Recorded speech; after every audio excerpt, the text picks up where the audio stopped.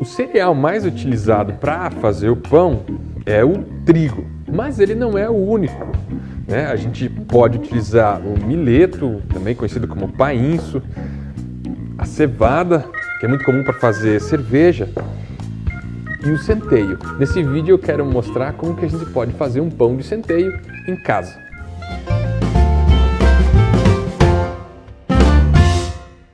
O centeio, ele é um cereal que é primo do trigo e é muito utilizado nos países nórdicos, no norte da Alemanha.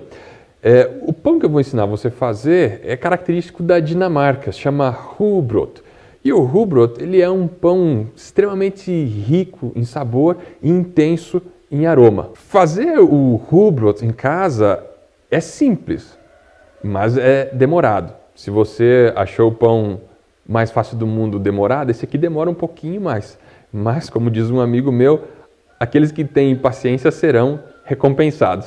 Então, vamos lá. A balança é sempre importante para a gente fazer o pão em casa e controlar a quantidade de ingredientes.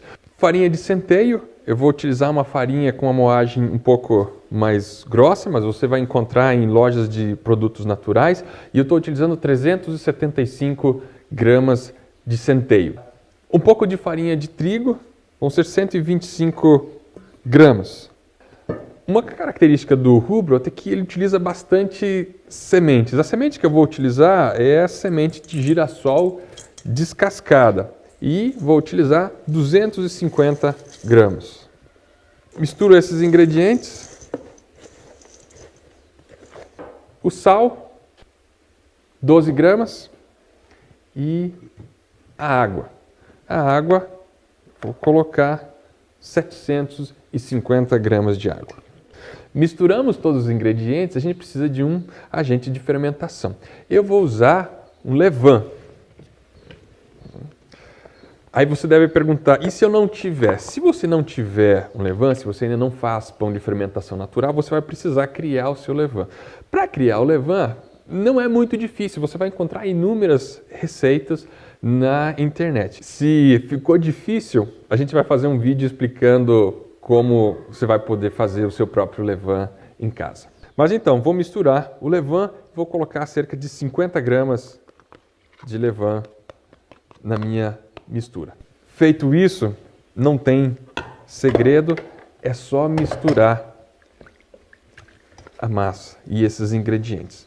Da mesma forma que o pão mais fácil do mundo, você não precisa desenvolver o glúten, amassar o pão, até porque o centeio tem muito pouco glúten, então ele não faz diferença.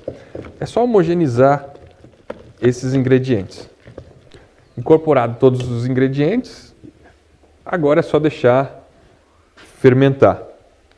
E essa fermentação, ela vai demorar entre 12 a 24 horas.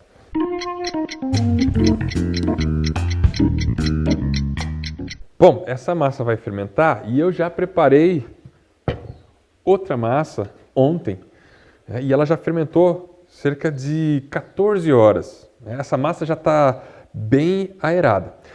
Segundo dia, então, da preparação desse pão, eu preciso incorporar um pouco mais de farinha, semente e água e preparar ele para assar. E é isso que eu vou fazer agora. Eu vou precisar mais 250 gramas de farinha de centeio, 250 gramas de semente de girassol e 250 gramas de água. E de novo, é só misturar esses ingredientes. Você vê que aqui a massa, quando você incorpora os ingredientes na segunda etapa, ela já não fica mais tão mole. Mas ainda assim, não precisa amassar. Os ingredientes bem incorporados, uma coisa que você não pode esquecer é guardar um pouco dessa massa para fazer o pão na próxima semana. Esse aqui é o seu levain da próxima semana. Então eu vou tirar umas 2 colheres da massa, jogar um pouquinho de sal em cima, tampo, e esse levain ele vai ficar até a próxima semana dentro da geladeira. É onde eu vou guardar ele. Agora eu vou colocar isso numa forma. Esse é um pão que precisa ser enformado porque ele é muito mole. Não tem como você fazer um formato livre.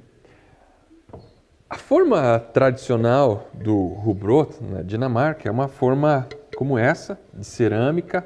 Eu vou precisar encher essa massa até cerca de 2/3 do volume da forma. O resto, 1/3, vai crescer antes de entrar para o forno. É isso que eu vou fazer. Agora o segredinho que você precisa saber é untar bem essa forma com manteiga e passar um pouquinho de farinha de centeio. Se você não fizer isso, só passar óleo, o pão vai grudar e vai ser difícil de tirar ele daqui de dentro. Pode usar margarina? Pode. Só serve para untar, não serve para muita outra coisa. E agora um pouquinho de farinha de centeio. Aí a forma bem untada com manteiga ou margarina e a farinha de centeio. O que sobrou eu vou incorporar de novo na massa. E eu vou encher a forma. A forma eu vou encher ela até, como sugeri, 2/3 do volume total. Está na forma, eu vou deixar esse pão crescendo pela segunda vez e crescendo até o momento em que ele chegue quase na borda superior da forma. Isso vai demorar cerca de 5 a 6 horas.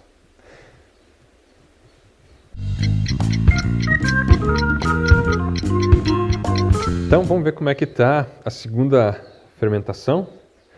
E olha, você pode ver que ele está quase chegando na borda da forma. Isso me indica que está na hora de colocar esse pão para assar. Nesse momento, eu já preparei o meu forno e ele está a 180 graus. Esse pão ele assa por bastante tempo, entre 2h30 a 3 horas, em uma temperatura bem baixa. No caso, 180 graus. Então é o que a gente vai fazer agora, colocar esse pão para assar.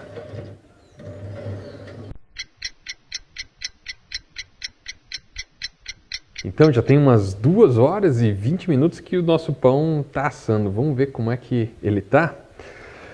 Um detalhe que é bastante importante, esse pão ele precisa ficar no forno pelo menos umas 2 horas.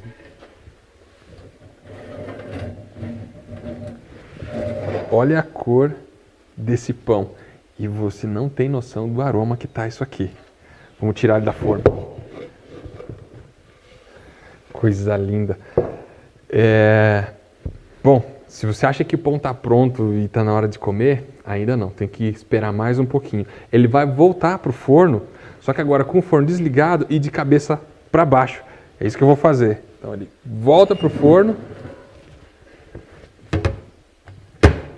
desligo e deixo esse pão esfriar junto com o forno.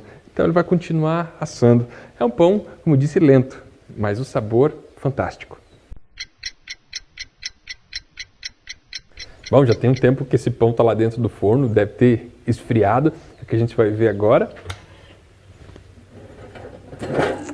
Tá bom. Tá aí o nosso pão rugbrød dinamarquês.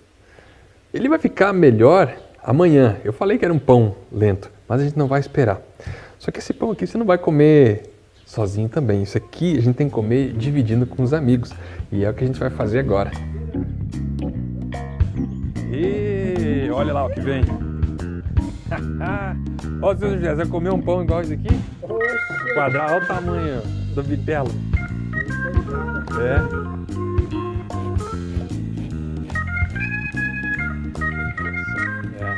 O segredo desse pão é você cortar ele fininho, mais ou menos meio centímetro de espessura.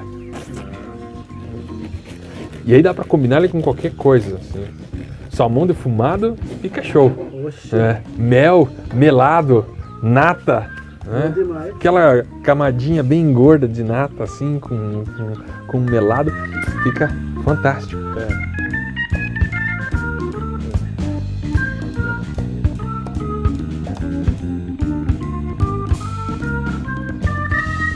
Saúde. Delícia. Esse pão é fantástico. Combinação perfeita de acidez, crocância, umidade.